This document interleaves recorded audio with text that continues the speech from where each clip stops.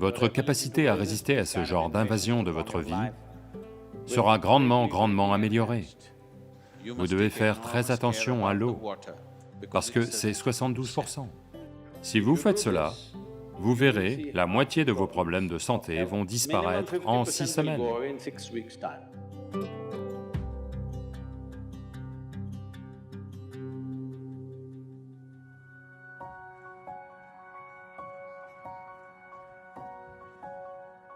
La plupart des gens ne développent une relation avec le sol qu'après leur mort. Mais il est très important de développer une relation avec le sol de votre vivant. Je dirais qu'en particulier maintenant, avec ce virus qui circule, croyez-moi, ceux d'entre vous qui sont d'une façon ou d'une autre en contact avec le sol, ici on appelle ça Prithvi Prema Seva. Cela veut dire s'impliquer avec le sol avec beaucoup d'amour. Eh bien, votre capacité à vivre, votre capacité à résister à ce genre d'invasion de votre vie sera grandement améliorée.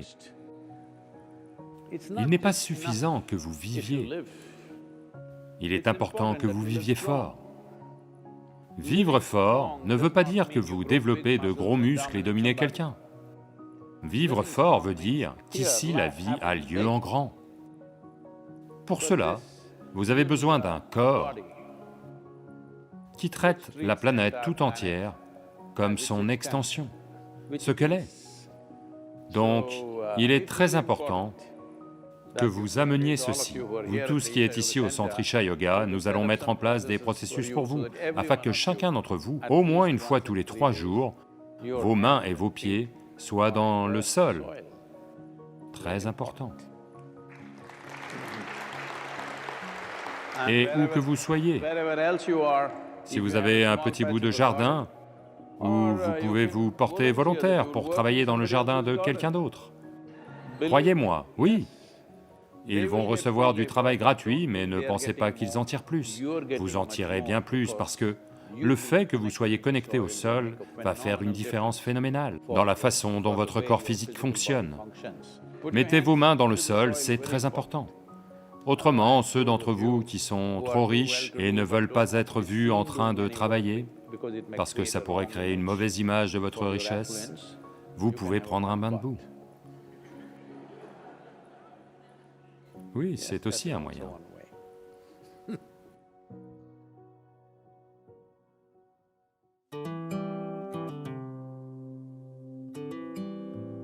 Mangez juste 40 à 50% de votre nourriture sous forme crue, c'est-à-dire qu'elle est vivante, ce doit être une cellule vivante. Ça peut être un légume, ça peut être un fruit, ça peut être un fruit à coque, ça peut être des graines germées, au moins 40 à 50%. La nourriture que vous mangez doit être vivante. Vous mangez de la nourriture morte et vous voulez vivre, c'est une chose un peu difficile à faire, parce que vous devez ressusciter les morts maintenant. Lorsque vous faites cuire la nourriture, pour digérer la nourriture, tous les ingrédients nécessaires à la digestion ne sont pas seulement dans le corps. La nourriture aussi apporte ces enzymes.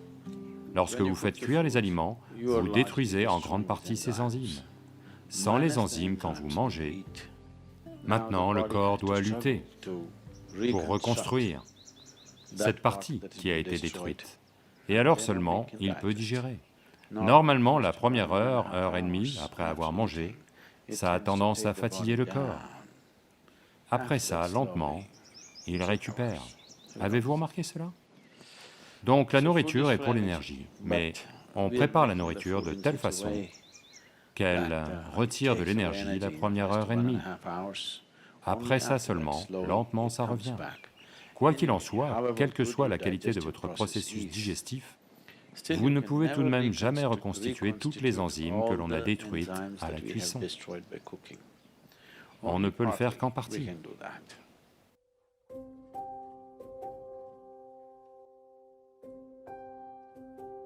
Une chose simple, peut-être juste une douche. De toujours se doucher avant d'aller au lit. Cela fera une grosse différence. Avec ce climat, peut-être que les douches froides sont difficiles. Donc prenez des douches tièdes. Ne prenez pas de douche chaude la nuit. Prenez des douches tièdes, cela vous rend alerte. Donc vous allez penser, oh, je ne peux pas dormir. Peu importe, vous allez dormir 15, 20 minutes ou une demi-heure plus tard, mais vous allez mieux dormir, parce que ça va enlever certaines choses. Lorsque vous vous douchez, ce n'est pas que la saleté sur la peau que vous enlevez. Avez-vous remarqué que si vous êtes très tendu et anxieux ou autre, juste une douche, vous en sortez, vous vous sentez comme libéré du fardeau? N'avez-vous pas remarqué cela? Donc il ne s'agit pas que de nettoyer la peau. Beaucoup de choses ont lieu quand de l'eau coule sur votre corps. Cette douche est un bhuta shuddhi très rudimentaire, parce que plus de 70% de votre corps est à vrai dire de l'eau. Si vous faites couler de l'eau dessus, une certaine purification a lieu, qui va au-delà du nettoyage de la peau.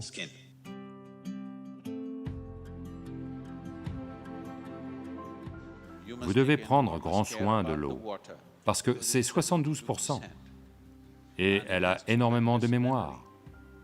Si j'ouvre ce pot, même sans l'ouvrir, si je dis quelque chose à cette eau, elle s'en souvient.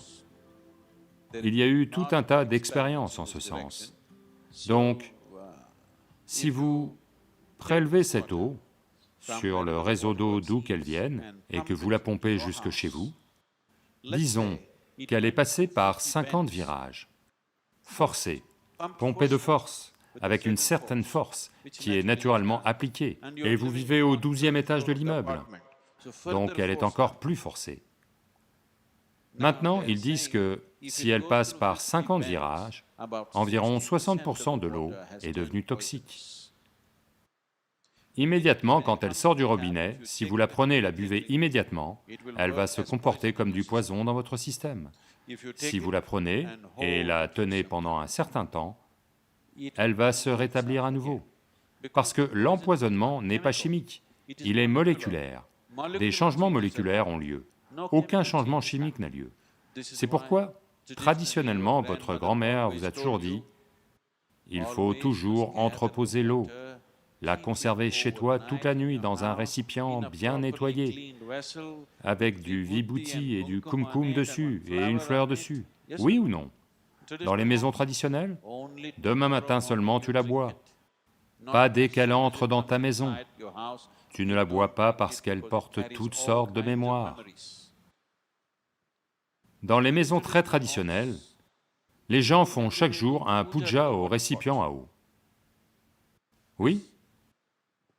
Et vous ne buvez jamais l'eau dès qu'elle arrive, vous la conservez, lui donnez assez de temps pour se défaire de toutes les bêtises qu'elle a accumulées, pour qu'elle soit bonne pour vous lorsque vous la buvez.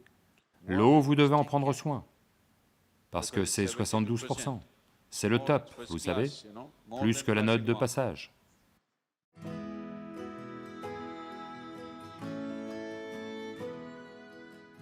L'estomac vide et la faim sont deux choses différentes. Avoir faim signifie que vos niveaux d'énergie commencent à baisser, mais l'estomac vide est une bonne chose. Dans les sciences yogiques, aujourd'hui la science moderne en arrive là également, mais ce que nous savons de par notre expérience, vous allez dépenser 1 milliard de dollars pour y parvenir. Parce que dans la recherche, toute la question, c'est combien de millions de dollars, c'est comme ça. Votre corps et votre cerveau ne fonctionnent au maximum de leur capacité que lorsque votre estomac est vide.